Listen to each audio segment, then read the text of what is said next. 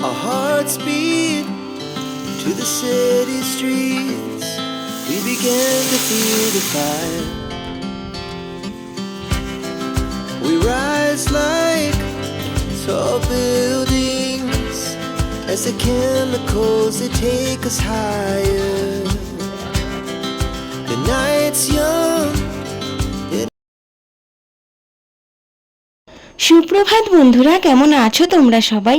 আশা করছি সবাই খুব ভালো আছো, সুস্থ আছো, আর আমরাও না বেশ ভালো আছি। আর আজকে আমার আরও একটি নতুন ব্লগে তোমাদের সকলকে ওয়েলকাম আর অনেক ভালোবাসা। আজকের দিনটা হচ্ছে শনিবার, আর এখন ঘড়িতে বাজে সকাল 5:30। তবে চলো এখন থেকেই তোমাদেরকে সাথে নিয়ে, সঙ্গে নিয়ে আমি আমার ব্লগটা সুন্দরভাবে শুরু করছি। আশা করছি অন্যান্য দিনের মতন আজকের ভিডিওটাও তোমাদের একটু হলেও ভালো লাগবে। আর এই যে সকালবেলা উঠে প্রতিদিনের যা কাজ, সেই কাজেই কিন্তু লেগে পড়তে হয়েছে, কারণ আমাদের প্রত্যেকটা হাউসওয়াইফদের কিন্তু সকালবেলা উঠে এগুলো একটা দায়িত্ব বলো বা কর্তব্যই বলো, যাই বলো না কেন, সেইগুলো থেকে কিন্তু আমরা পিছু উঠতে পারি না। আর সকালবেলা উঠে বাসি জামা কাপড় চেঞ্জ করে বাসি কাজ কমপ্লিট করা, এই কাজগুলোর অন্যথা তো করাই যায় না। আর আমার মতন প্রত্যেকটা বাড়ির গৃহবধূদেরই কিন্তু প্রত্যেক দিন এই একঘেয়েমি কাজ, তবুও কিন্তু তার মাঝেই আমরা নিজেদেরকে মোটিভেট করে হাসি মজায় ভরিয়ে রাখতে পারি। আর আমাকে মোটিভেট করার জন্য এই প্রকৃতির সবুজ গাছপালা আর রোদ ঝলমলে আকাশই কিন্তু যথেষ্ট। তবে যাই হোক, আজকে সকালে ঘুম থেকে উঠেই আগে ঠাকুরকে প্রণাম করে তারপরে বাসি নাইটিটাও চেঞ্জ করে নিয়েছিলাম। তারপরে ওদিকে দৌড়ে জল দিয়ে আর এদিকে একটু ফ্রেশ হয়ে নিলাম। তারপরে এক গ্লাস জল খেয়ে এবার লেগে পড়বো কিন্তু সংসারের কাজে।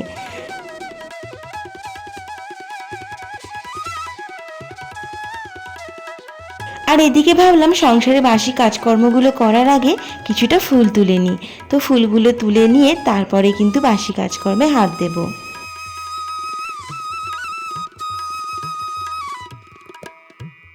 আর এই দুটো গাছে যা অল্প স্বল্প ফুল ফোটে, সেই দিয়ে কিন্তু আমার পুজো দেওয়া হয়ে যায়।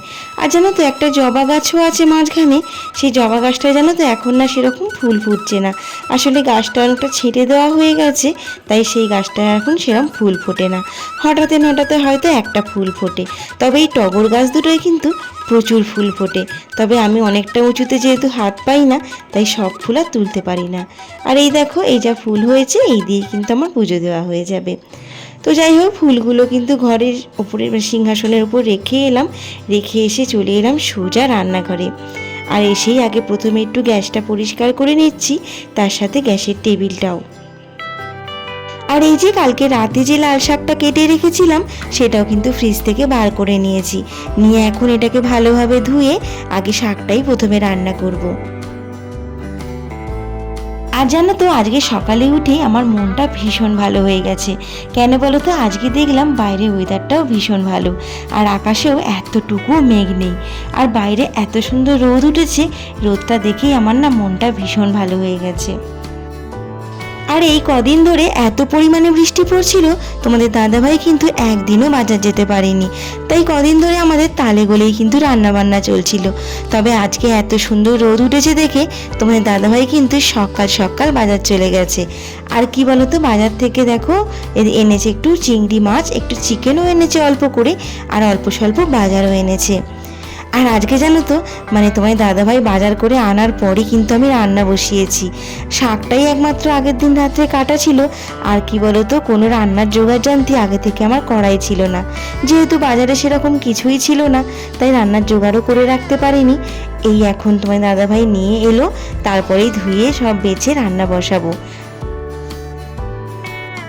আর তোমার দাদাভাইকে বলেছিলাম আজকে একটা লাউ আনতে, তার সাথে চিংড়ি মাছ দিয়ে করবো বলে। অনেকদিন ধরে জানো তো লাউ চিংড়ি খেতে ইচ্ছা করছিল। তবে আমি বলেছিলাম একটু বড় সাইজের চিংড়িটা আনতে, তো বড়টা পাইনি বলে এই ছোটো সাইজগুলোই এনেছিল। তবে এইগুলো বাছতে কিন্তু অনেকটাই সময় লেগে গেছিলো। প্রথমে ভেবেছিলাম যে অর্ধেকটা বেছে আগে আজকের রান্নাটা বসিয়ে নিই, তারপরে সময় করে বাকি অর্ধেকটা বাছবো। তবে একটা দুটো করে বাছছি এই করতে করতেই সমস্ত মাছটাই কিন্তু বাছা হয়ে গেছিলো। তবে যাই হোক, পরের দিনের জন্য কিছুটা কাজ আমার এগিয়ে রইলো। আর দেখো চিংড়ি মাছগুলো ওদিকে ধুয়ে তুলে নিলাম, তার সাথে কিন্তু চিকেনটাও ভালো করে ধুয়ে ফ্রিজে তুলে রাখলাম। আর তারপরে সেই হাতেই কিন্তু একটু বেসিনটাও ধুয়ে নিলাম।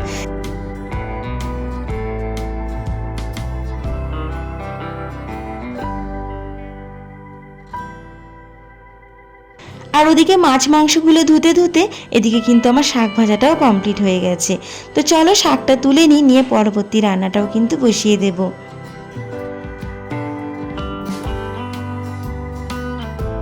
আর এদিকে কড়াই তেল দিয়ে কিছুটা চিংড়ি মাছ কিন্তু আমি ভাজতে দিয়ে দিয়েছি। অর্ধেকটা চিংড়ি মাছ আজকে রান্না করব, আর অর্ধেকটা কিন্তু পরের দিন করব। সেগুলো ফ্রিজে রেখে দিয়ে এসেছি।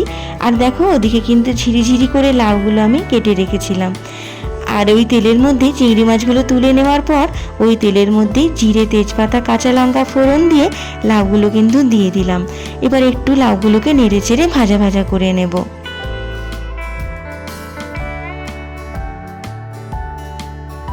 তো লাউটা যখন নাড়াচাড়া করতে করতে একটুখানি কুমে মতন আসবে, জল উঠবে সামান্য, তখন নুন, হলুদ, টমেটো আর চিংড়ি মাছগুলো দিয়ে দেব। দিয়ে আর একটু নাড়াচাড়া করে তারপর কিন্তু জল দেব। তো ওদিকে নাড়াচাড়া করতে করতে ভাবলাম এদিকে চালটা তো ভেজানোই ছিল, তো চালটা ধুয়ে এদিকে ভাতটাও বসিয়ে দিই।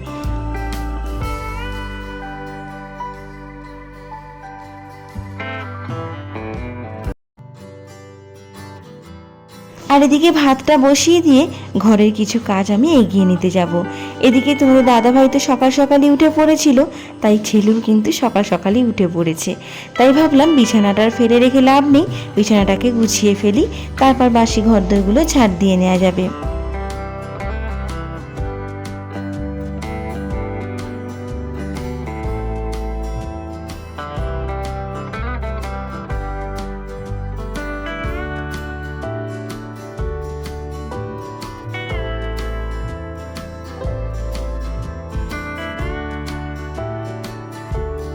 আর ওদিকে বিছানা বালিশগুলো গুছিয়ে নিয়ে বিছানাটাও কিন্তু ভালোভাবে ঝেড়ে নিলাম।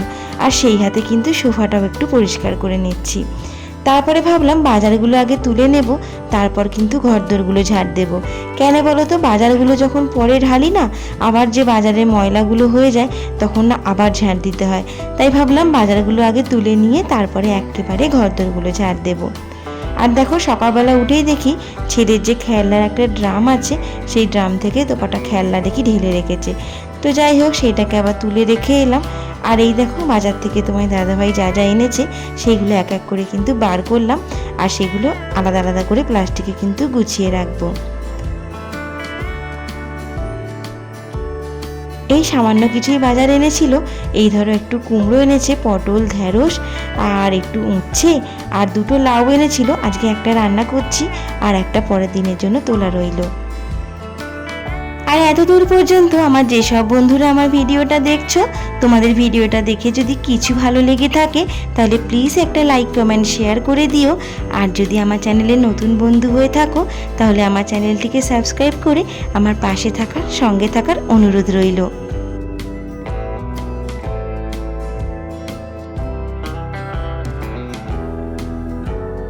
আর ওদিকে বাজারগুলো ফ্রিজে তুলে সোজা চলে এলাম কিন্তু ঘরদোরগুলো ঝাড় দিয়ে নিতে।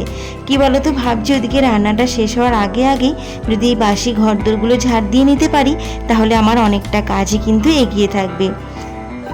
আর কি বলো তো, আমরা বাড়ির গৃহবধূরা মানে একটা কাজের ফাঁকে ফাঁকে যদি আর একটা করে কাজ করে নিতে পারি তাহলে কিন্তু আমাদেরই অনেকটা সময় হাতে পাওয়া যায়।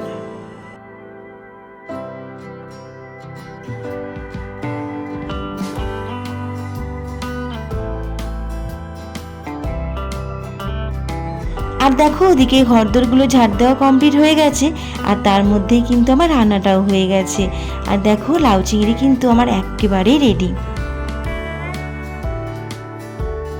তো এদিকে তরকারিটা নামিয়ে নিয়ে সকালে জলখাবারটাও রেডি করে নিচ্ছিলাম। আর এদিকে ভাতটাও দেখলাম মোটামুটি হয়েই এসছে, আর একটু ফুটলেই কিন্তু ভাতের ফ্যানটা ঝেড়ে নেব। তো কালকে এই বাউন ব্রেডটা নিয়ে এসেছিল, ছেলে কিছুটা খেয়েছিল আর বাকি যেটুকু ছিল তোমার দাদাভাই বললো আজকে সেটা নাকি মাখন দিয়ে খেয়ে নেবে। তো দেখো পাউরুটিগুলো সেঁকে নিয়েছিলাম আর তারই মধ্যে দেখলাম ভাতটাও হয়ে গেছে। তো আগে ভাতের ফ্যানটা ঝেড়ে নিলাম, তারপরে কিন্তু এদিকে পাউরুটিগুলো এক এক করে মাখন লাগিয়ে নিচ্ছিলাম।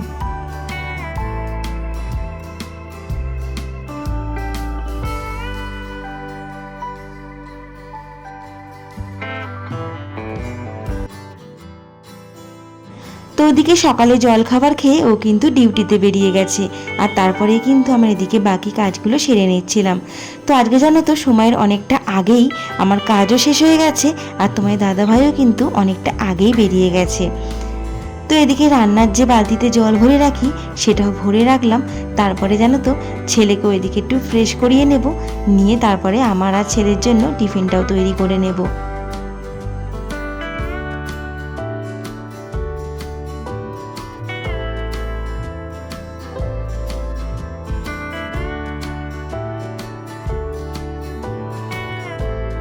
আর ওদিকে ও ডিউটিতে বেরিয়ে যাওয়ার পর কয়েকটা কাজ আমি করে নিয়েছি। তারপরে এদিকে ছেলেরা আর আমার জন্য কিন্তু টিফিনটা করে নিচ্ছিলাম। তো দুজনের জন্য ভাবলাম কি আর করব, একটু আলু পেঁয়াজ দিয়ে চাউমিনটাই করে নিই। শর্টকাটে দেখবে তাড়াতাড়িও হয়ে যায়, আর এদিকে খাটনিটাও কম হয়। তো দুজনের জন্য আর কি রুটি করব, তাই ভাবলাম চাউটা করে নিই। আর তার মধ্যে এদিকে কারেন্টও চলে গেছে জানো তো। ভাবলাম এত হুড়োহুড়ি করে সকাল থেকে কাজ করছি, একটু খাবারটা নিয়ে গিয়ে পাকার হাওয়ায় বসে খাবো, তারও উপায় নেই।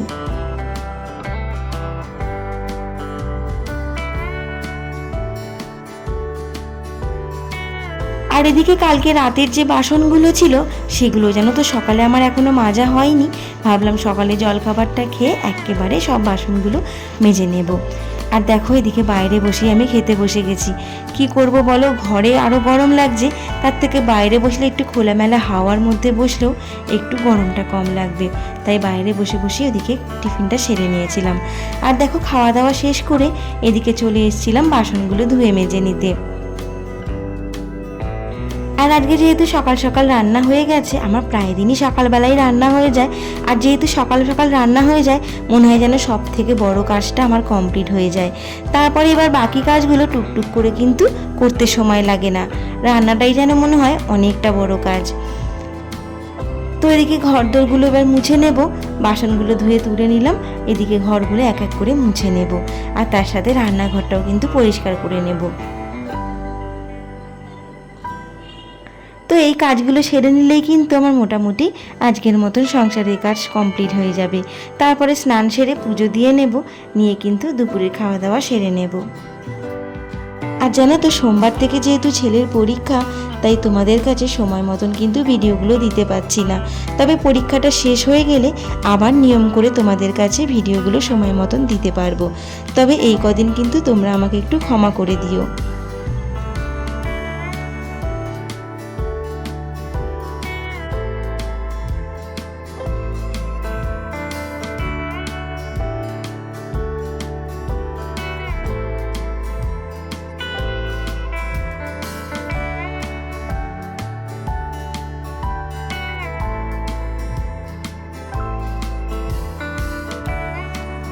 তো এদিকে আমার ঘরদোর মোছাও কিন্তু কমপ্লিট হয়ে গেছে।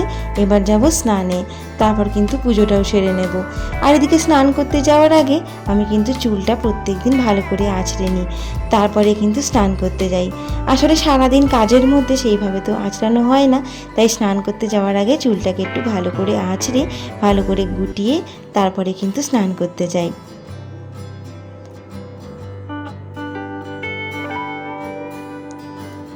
আর এই দেখো আমার কিন্তু স্নান করাও কমপ্লিট হয়ে গেছে। আর কিছু জামা কাপড় ছিল সেগুলো ধুয়ে দিয়েছিলাম, সেগুলো কিন্তু এক এক করে মেলে দিচ্ছি।